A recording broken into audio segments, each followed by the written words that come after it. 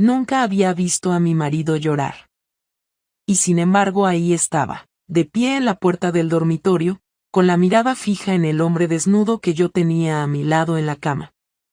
No dijo una palabra. Ni un grito, ni un insulto.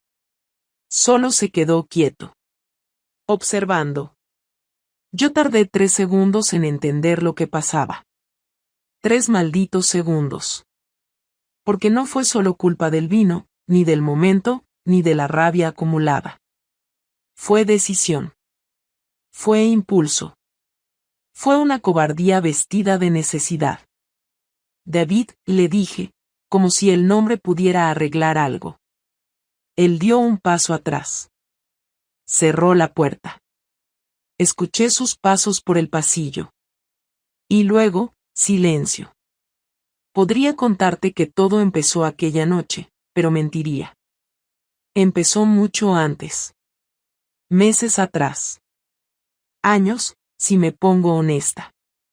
Me llamo Laura, y hace solo 3 semanas todavía me creía una mujer normal. Madre, esposa, trabajadora. De esas que planchan mientras ven la tele y preparan meriendas los domingos. De las que aguantan. ¿Sabes lo que más me dolía? Que si me hubieras preguntado hace un mes, te habría dicho que nunca le haría esto a mi marido. Porque David no es un cabrón. No me pega, no me humilla, no me ignora, al menos no de forma consciente. Solo, dejó de mirarme como mujer. Y yo, jodidamente hambrienta de sentir algo, cualquier cosa, lo busqué en otro lado. Y lo encontré. En Raúl. Raúl no es un amante de película. No es más joven, ni más guapo que David. Es separado, tiene 2 hijas, y una voz grave que suena a cigarrillos y derrota. Pero me escuchó. Me hizo reír. Y un día, me tocó el brazo mientras me pasaba un bolígrafo, y sentí algo que no sentía desde hacía años, vida. Podría decirte que intenté resistirme. Pero eso sería otra mentira bonita. Todo se salió de control una tarde de miércoles. Yo había salido antes del trabajo. Él también. Entramos a mi casa como si fuéramos adolescentes. Mis hijos estaban en casa de mi madre. David, en el instituto dando clases. Pensaba que tenía tiempo. Pensaba que tenía el control. Hasta que escuché la puerta. Y ahora, con Raúl poniéndose los pantalones apresuradamente y sin mirarme, y con David en alguna parte de la casa intentando no destrozar nada, comprendí lo imbécil que había sido. Pero esto solo fue el primer golpe. Lo que vino después, fue mucho peor. Cuando cerré la puerta del dormitorio, no fue porque quisiera huir, fue porque no podía seguir viendo lo que acababa de pasar. El cuerpo de otro hombre acostado en mi cama, en la cama donde dormimos cada noche desde hace años, donde nacieron nuestros hijos, donde alguna vez nos reímos, discutimos y nos reconciliamos, me dejó en un estado tan extraño que no supe si estaba temblando de rabia, de tristeza o simplemente porque me había roto algo por dentro. Bajé las escaleras como un autómata, sin saber muy bien qué hacer, sin pensar en nada más que en salir de ahí, pero no corrí. No grité. No rompí nada. Salí por la puerta de casa y me senté en el coche. Me quedé ahí durante minutos, mirando el volante, sintiendo que el aire se volvía más denso con cada segundo. Quería llorar, pero no me salían las lágrimas.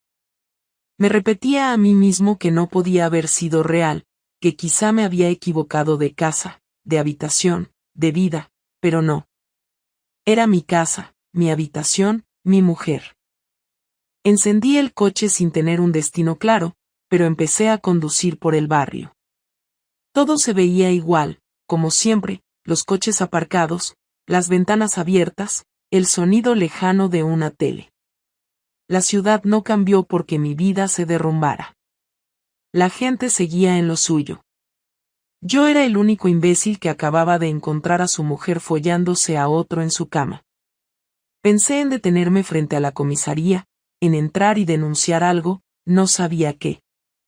Pensé en ir al bar donde a veces tomó algo con mis colegas, en contarles todo con una cerveza en la mano, pero me imaginé sus caras, sus frases huecas, sus silencios incómodos, y se me quitaron las ganas. Di vueltas durante más de una hora y al final volví a casa, sin saber muy bien por qué. Entré sin hacer ruido, como si no quisiera molestar. La casa olía igual que siempre, ese aroma a suavizante barato que Laura usaba para lavar la ropa, y que de repente me pareció repugnante. Escuché movimientos en la cocina y fui hacia allá. Laura estaba sola, de pie, con una taza en la mano. Ni rastro del tipo. No me miró directamente.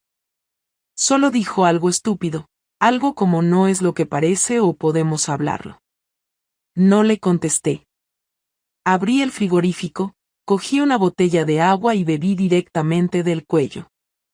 Me dolía el pecho, pero no como si fuera a tener un infarto, era otra cosa, más profunda, como si alguien me hubiera arrancado algo sin anestesia.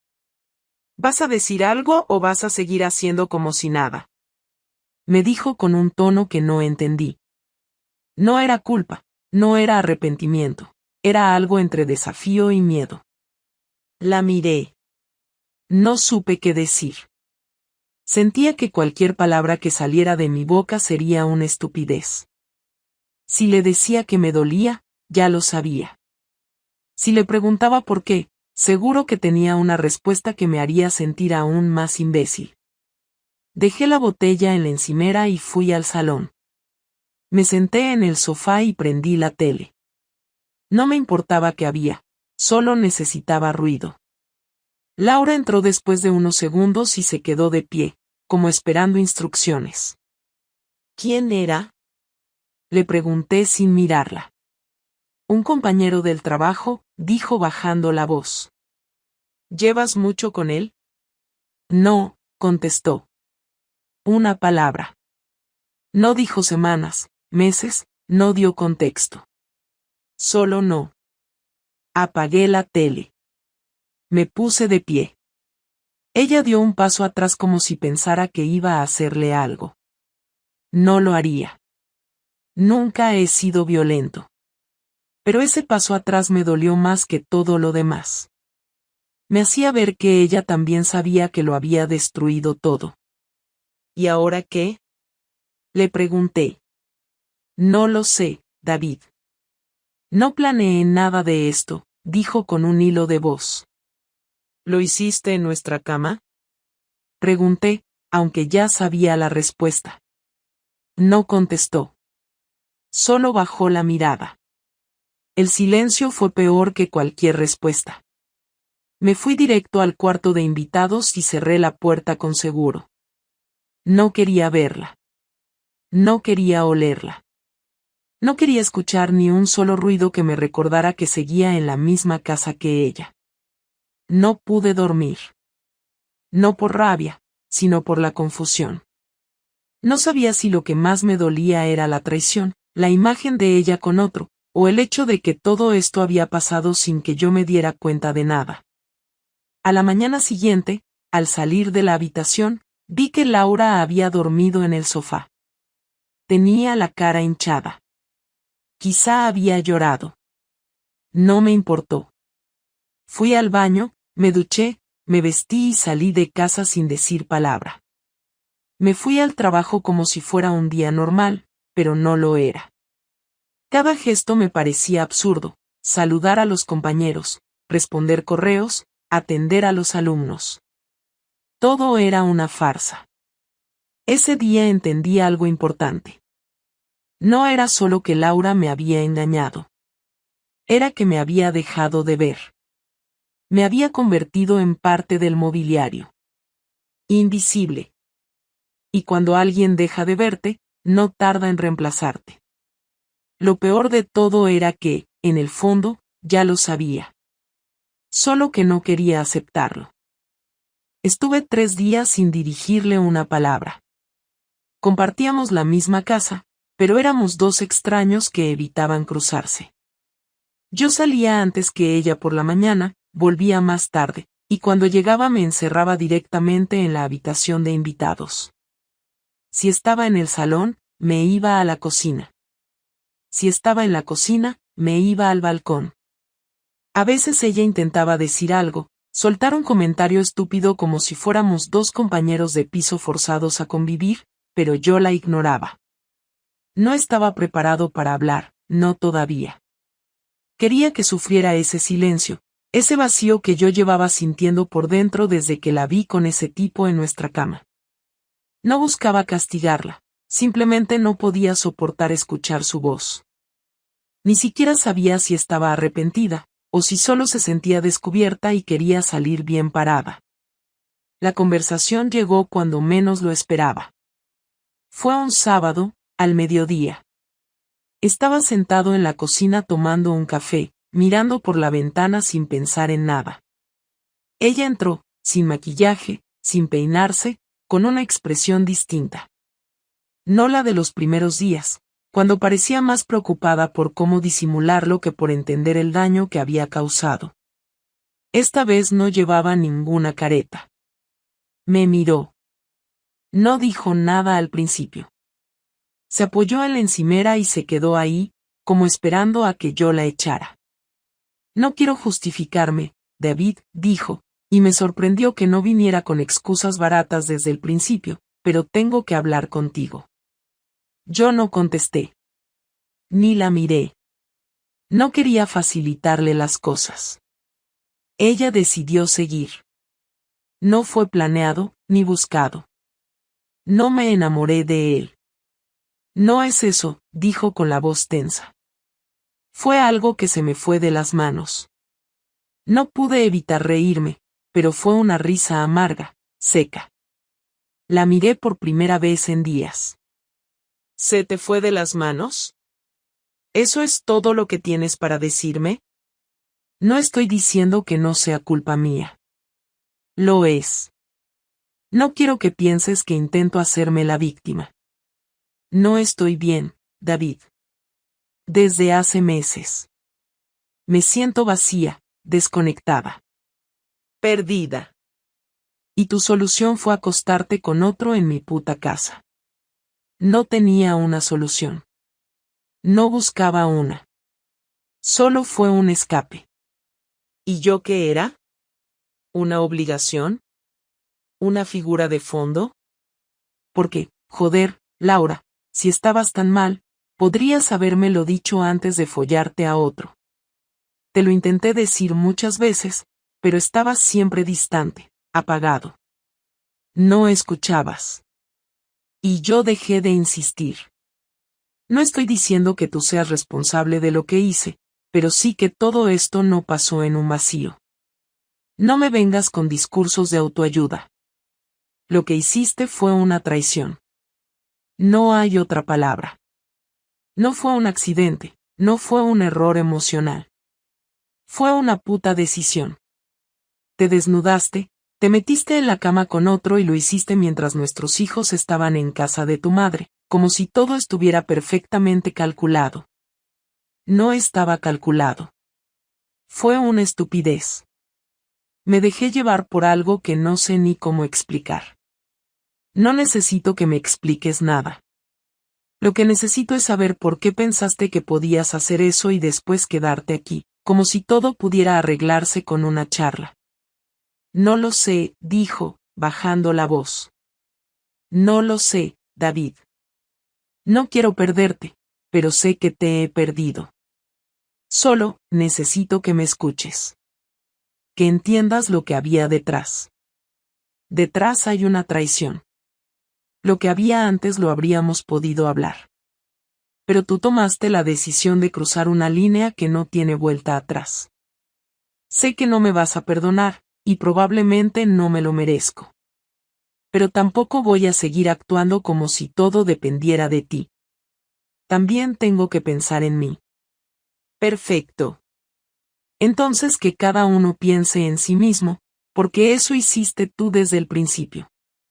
No, David. Lo que hice fue destruir lo poco que quedaba entre nosotros. Porque esto no se rompió el día que me acosté con él. Esto venía roto desde hace tiempo, y tú lo sabes. ¿Y ahora qué quieres? Una conversación madura sobre cómo dividir la casa y explicárselo a los niños sin que les afecte. Un cierre emocional. Porque si viniste buscando comprensión, te equivocaste de persona. No. Solo quería decir la verdad, al menos una vez. No te estoy pidiendo nada. Ni perdón, ni segundas oportunidades. Solo que sepas que no fue una aventura de película ni un idilio secreto. Fue algo patético, sucio, y ni siquiera me hizo sentir bien. Solo me confirmó lo mal que estaba todo. Pues felicidades. Lo confirmaste a lo grande. Ella no dijo nada más. Se quedó ahí unos segundos, luego se dio media vuelta y salió de la cocina. Me quedé solo, con el café frío, con el corazón revuelto y con la certeza de que ese era el principio de algo muy jodido. Porque una cosa es la rabia, y otra es ver cómo la persona con la que compartiste media vida admite que ya no te quiere como antes, y que lo hizo con otro no por pasión, sino por desesperación. Y no sé qué duele más. Cuando terminó aquella conversación, me encerré en la habitación de invitados y no salí en todo el día. Ni para comer, ni para ver a los niños. Apagué el móvil, el portátil, todo. Necesitaba silencio, pero no el de antes, ese en el que me consumía la tristeza, sino un silencio distinto, frío, como el que precede a una decisión. Lo que ella no sabía, lo que nunca se le ocurrió imaginar, es que yo no pensaba tragarme esta mierda y seguir adelante como si nada. Había una línea que no pensaba cruzar, pero sí otra que estaba dispuesto a marcar. No iba a destruir mi vida, pero tampoco iba a permitir que ella se quedara con el control de la narrativa. El lunes pedí el día libre en el instituto. Dije que tenía asuntos personales. Era verdad. Me fui al centro, a un sitio donde un colega me había dicho que podían conseguir información sin hacer preguntas. Un sitio discreto, pero eficaz. Me senté con un tipo que ni me preguntó el motivo, solo me dijo cuánto costaba saber con quién había estado mi mujer, cuánto tiempo llevaban, si había más. Le pagué por adelantado y le di los datos que me pidió. Nombre, trabajo, horarios. Me prometió resultados en una semana. Salí de ahí sintiéndome un poco sucio, pero también más firme. Esa misma tarde empecé a preparar el resto.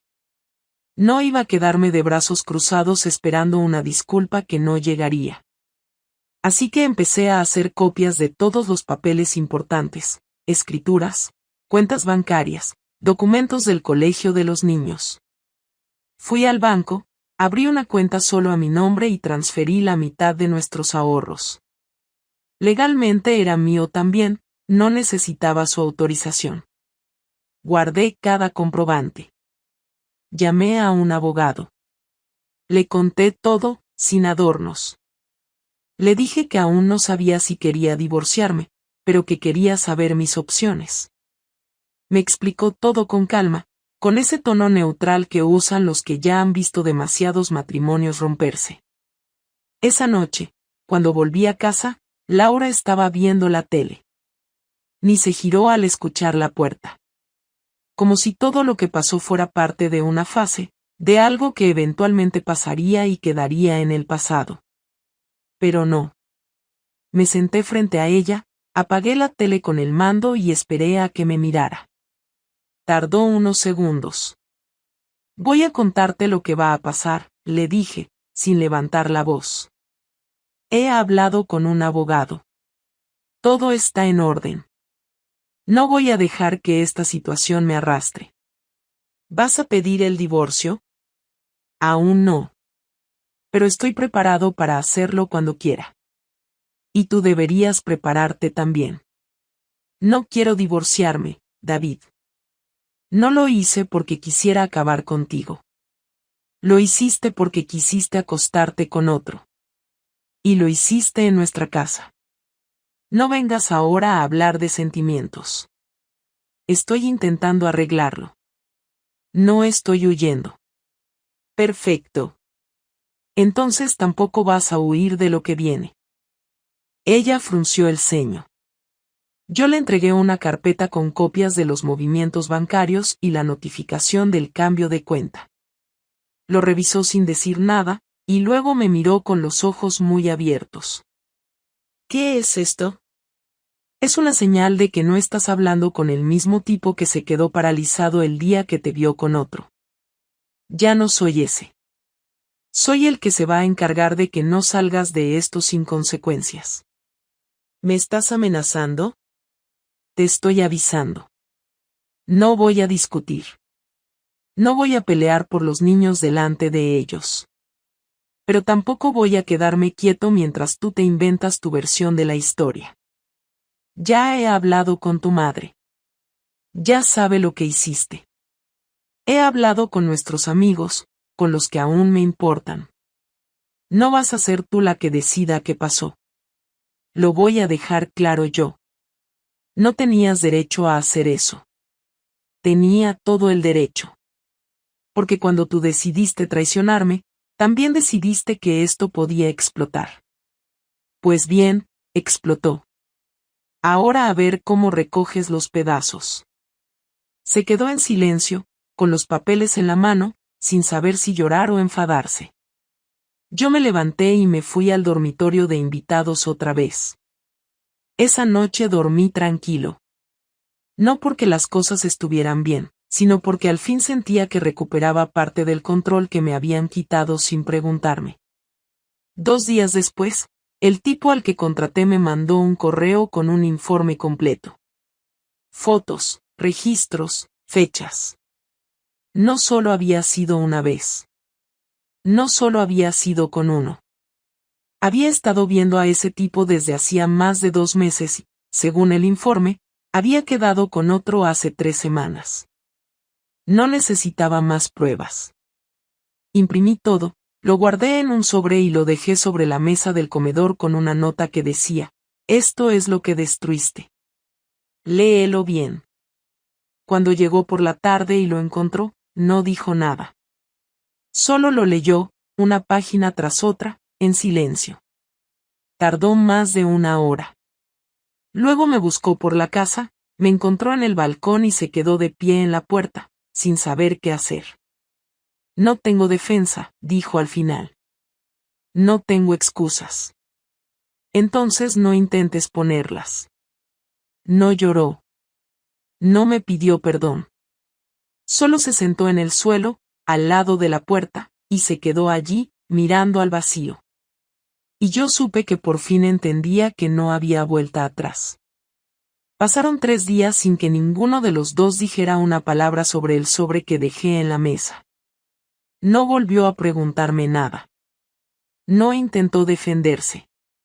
No se puso a llorar ni a suplicar. Simplemente se convirtió en una sombra más dentro de la casa. Yo tampoco tenía intención de hablar si ella no lo hacía. Los niños nos preguntaban si pasaba algo y les decíamos que no, que solo estábamos cansados. Cada vez que lo decía, me sentía un poco más enfermo por dentro. Me levantaba, trabajaba, volvía, hacía la cena y me metía en la habitación sin saludar. No me nacía hablar con ella, pero tampoco me decidía a firmar nada. El abogado ya me había enviado todos los papeles. Solo tenía que leerlos, firmar y entregarlos. Pero no lo hacía.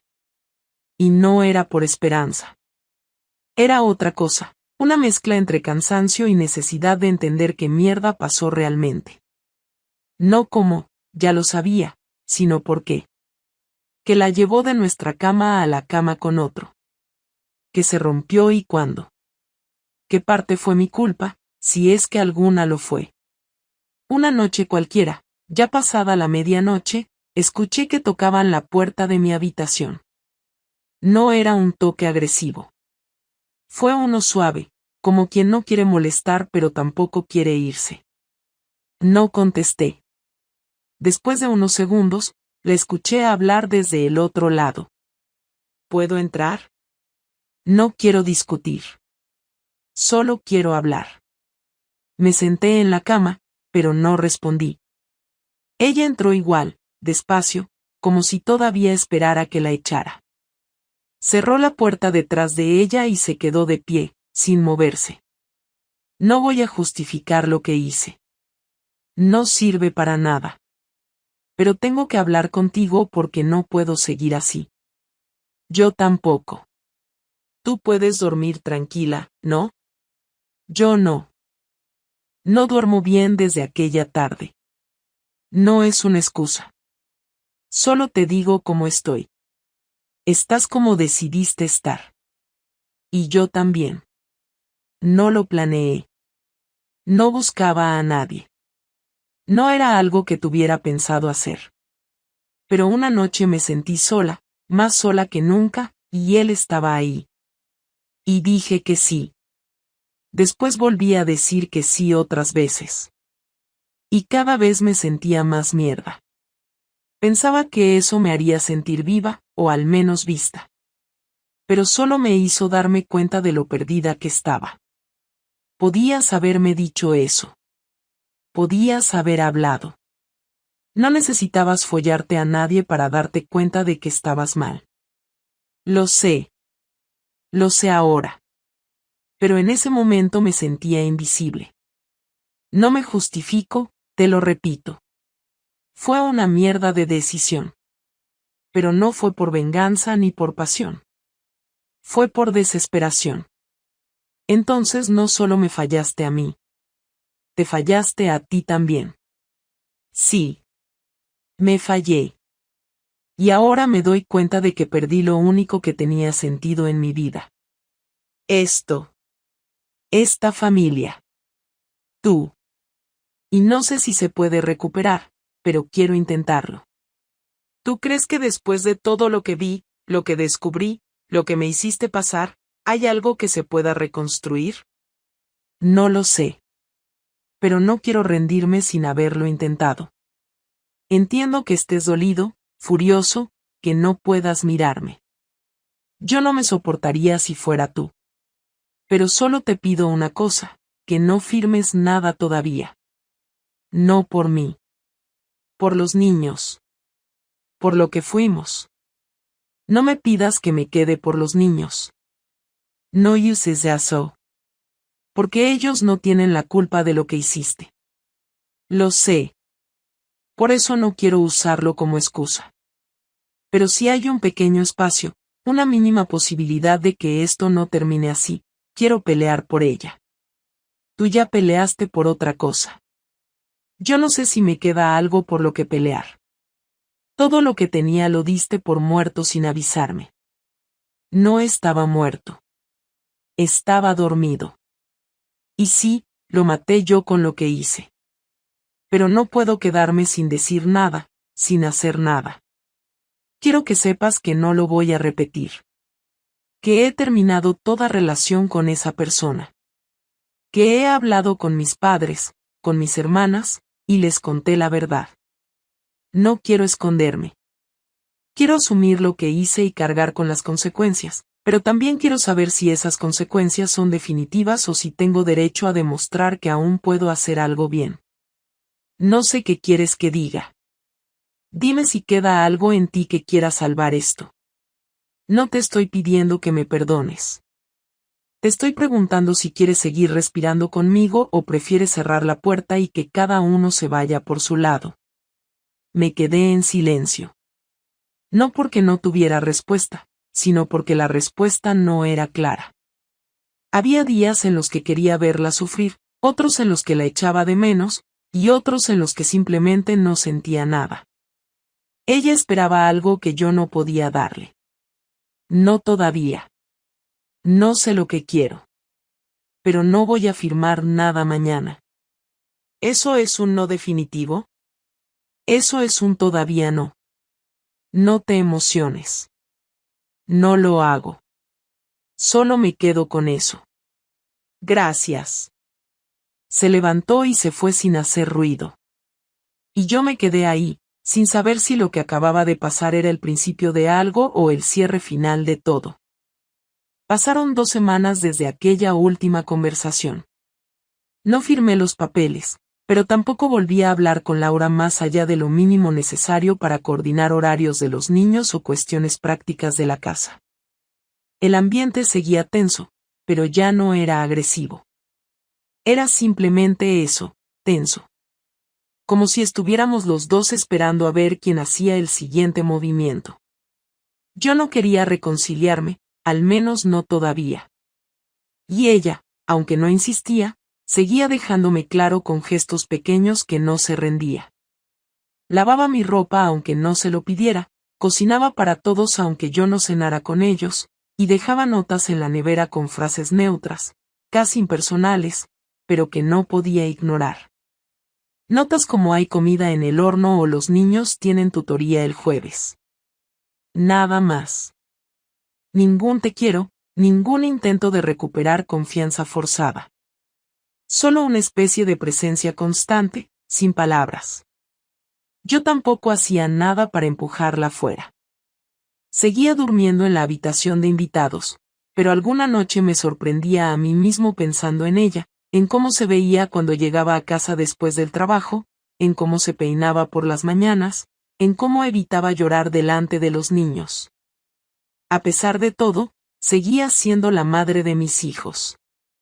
Y había sido, durante muchos años, la persona con la que había compartido cada rincón de mi vida. Una tarde de viernes, después de salir del trabajo, me senté en un bar a tomar algo solo. Era un sitio tranquilo, de esos donde no pasa nada y nadie hace preguntas. Pedí una cerveza y me puse a mirar el móvil sin pensar mucho.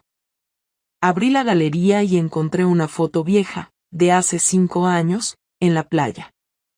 Estábamos los 4. Lucía en brazos de Laura, Mateo con la boca llena de helado, y yo con la cara quemada por el sol. No había rencor en esa imagen. No había secretos. Solo una familia normal. Me quedé viéndola varios minutos y me di cuenta de que la nostalgia no era lo que más dolía. Lo que dolía era saber que esa foto ya no tenía presente. Que ese momento se había ido, y no iba a volver, por mucho que firmara o no firmara. Volví a casa más tarde de lo normal. Los niños ya estaban acostados. Laura estaba en la cocina, fregando los platos. Me miró de reojo pero no dijo nada. Me serví un vaso de agua y me quedé de pie, frente a ella, sin saber cómo empezar. Ella lo notó.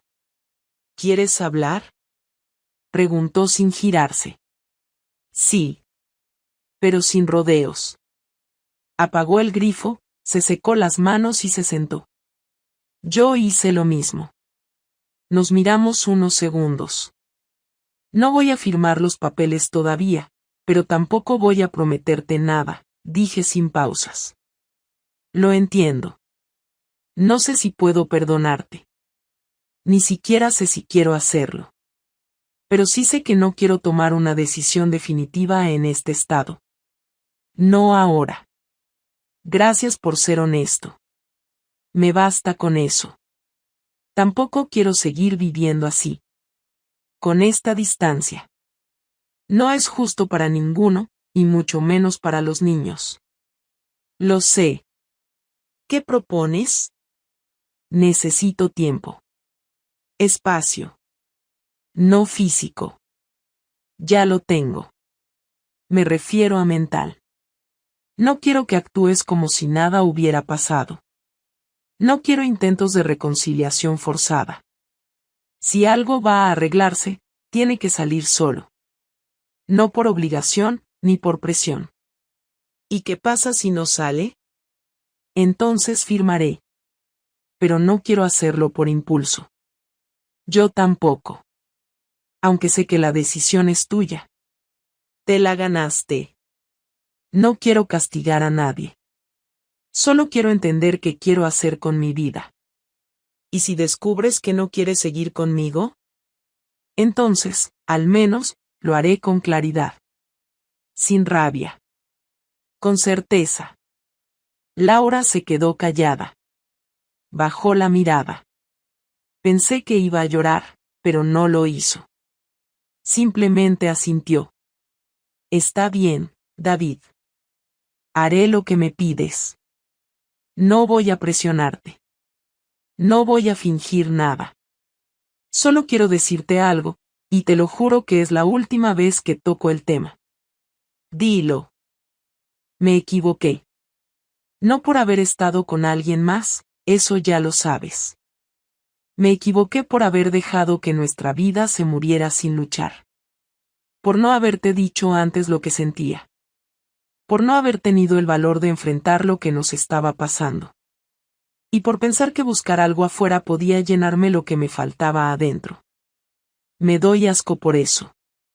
Y si un día decides que ya no quieres compartir nada conmigo, lo aceptaré. Pero no quiero volver a ser la mujer que tomó esa decisión. Sea contigo o sin ti, voy a ser mejor.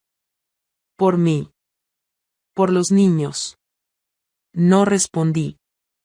Me levanté y me fui a mi habitación. Esa noche dormí poco. No por rabia ni tristeza. Sino porque algo dentro de mí empezaba a cambiar. No sabía si era el comienzo de una reconciliación o el cierre final de nuestra historia. Pero sí sabía que ya no era el mismo hombre que 3 semanas atrás encontró a su mujer con otro en la cama. Era alguien que había visto todo derrumbarse, y que ahora tenía que decidir si valía la pena reconstruirlo o empezar desde cero, con las manos vacías pero con la conciencia limpia. Y esa decisión, esta vez, iba a ser solo mía. Sin presiones. Sin culpa. Sin miedo.